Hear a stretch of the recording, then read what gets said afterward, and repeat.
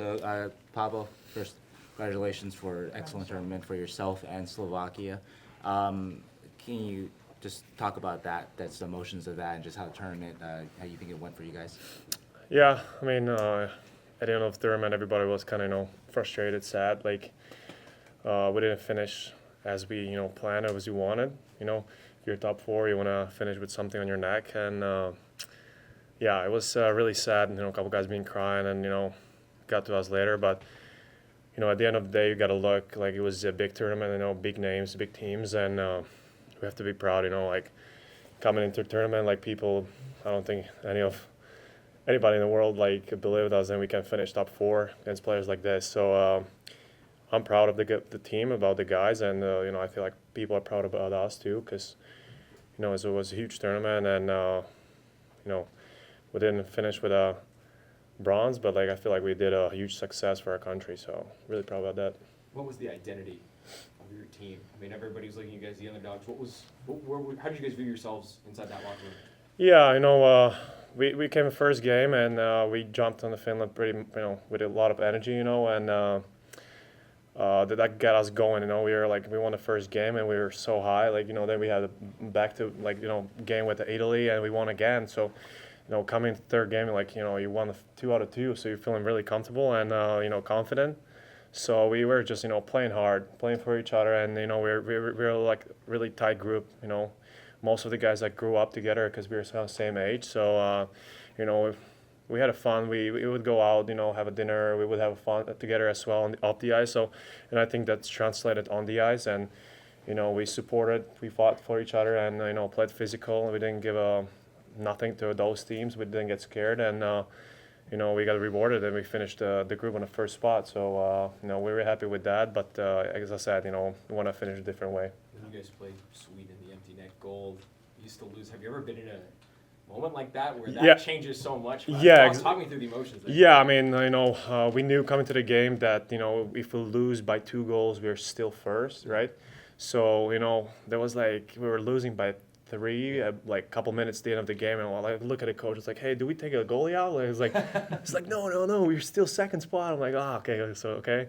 And then they did a penalty, and, our guys, we had this pretty strong power play, so, they scored, and we were jumping on the bench. We after the game, we lost the game, but we were cheering like we won the medal, already. So, we for sure wanted a day off.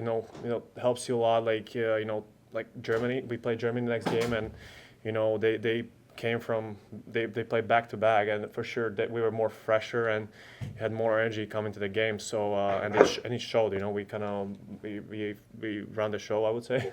It was a strong game from us, and we really wanted the game against Sweden, and it looked kind of weird.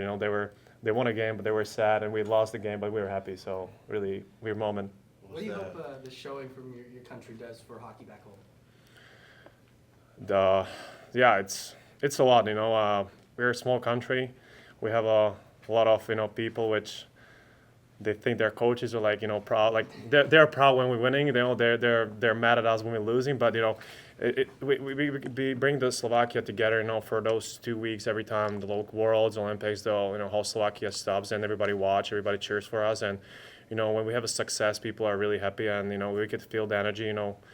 At the arena, there was a lot of people traveling. It wasn't that far, to Slovakia, but still they came, and they cheer for us. We got a lot of messages, on Instagram, social, so we always, felt that energy, and I feel like, it shows also to the young kids, growing up, that even small country like us, you can get, to the NHL, you can play against big dogs like they were, so, that's what I do. That's why I like to go to national team every time, whenever I can, just fight for our country, and we're not big, but we can fight those big guys. Did you have people at some of the greats that played for Slovakia in the past, like Stashny or Peter Bond or any of those guys? Were any of them around? Yeah, Gabor was there actually. Gabor was there. I saw Hossa came, and all those guys. They like to be around.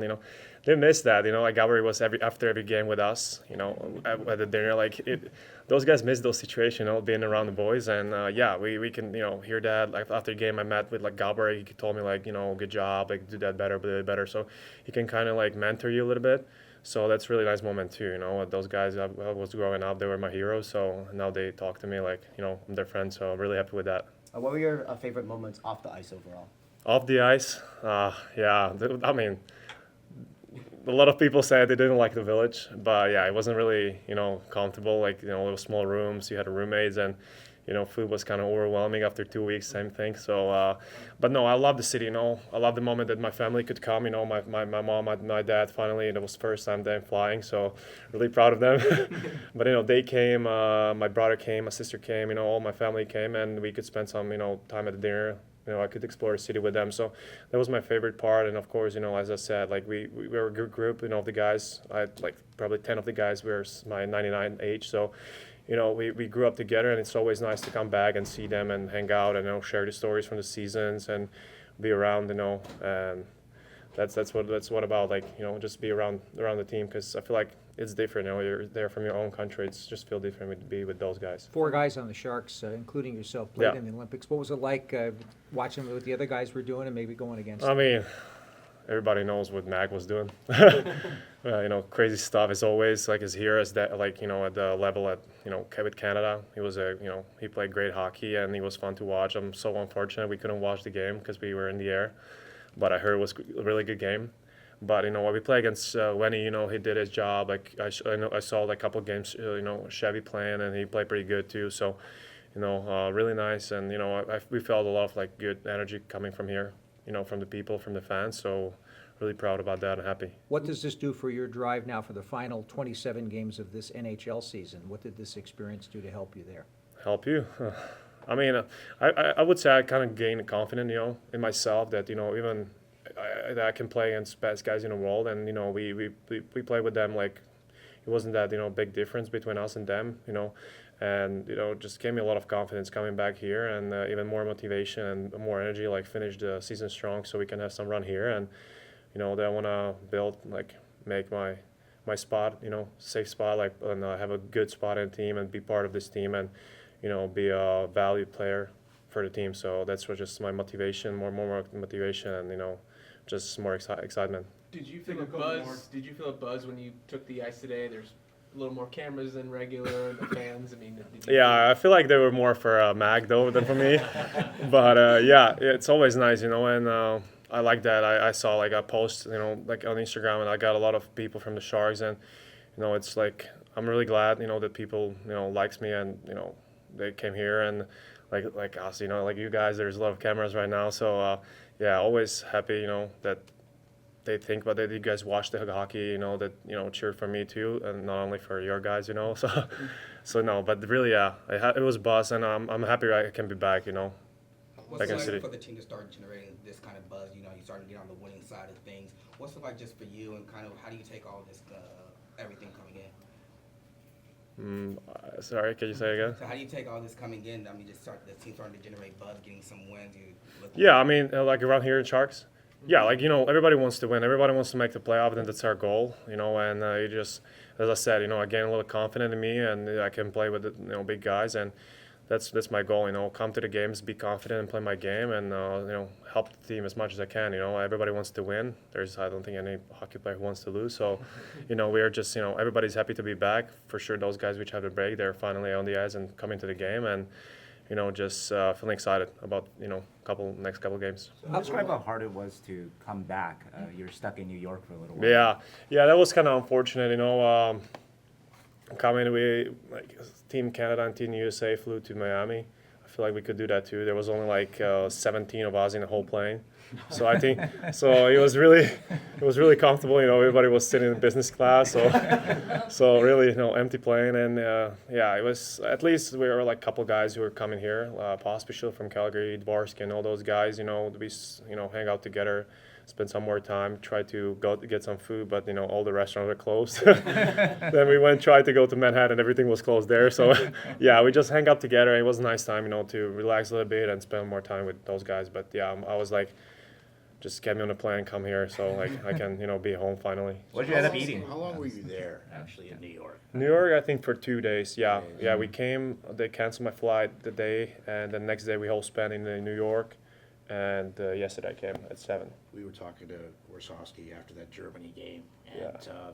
he wants you to sort of take what you did there and transfer here to the NHL. Obviously, you'd love to score too, but maybe some of the physical aspects of that win too. Is that what you kind of maybe see too? Is take what you did? Yeah. I mean, most of like first couple games we had like, I wouldn't say defensive, but like they tried like get it 3 big guys together and play against like their top lines, and we kind of have like a defensive role, I would say, but didn't score much. But then it doesn't matter. Like we won the games and we tried to help the team with it being really good defensively, and then finally against Germany I scored a couple goals and.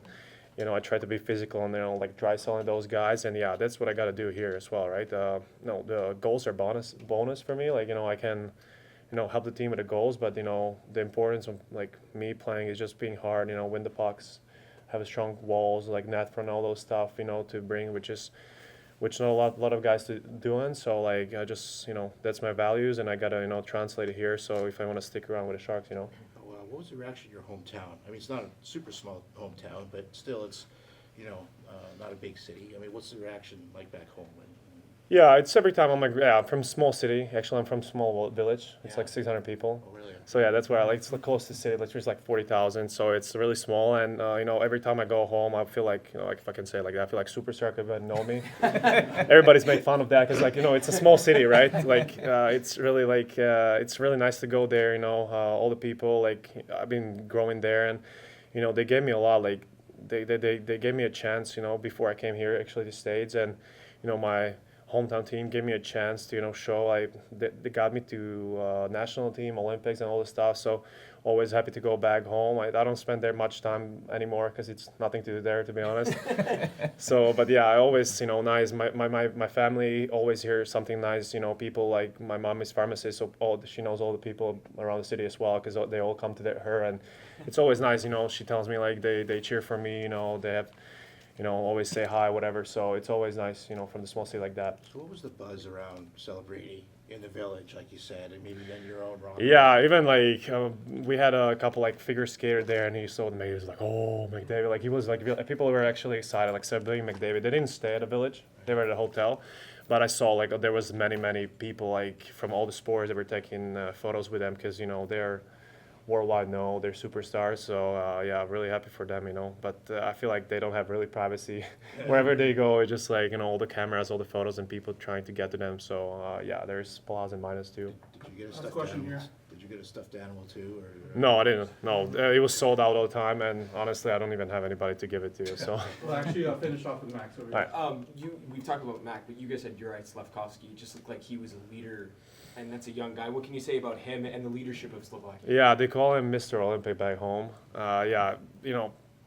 Last Olympics 4 years ago, I think he was 17. He still wore a cage, and he was the MVP of the tournament. He had like 7 goals in 7 games, something like that. So, he won MVP, and we won the bronze medal.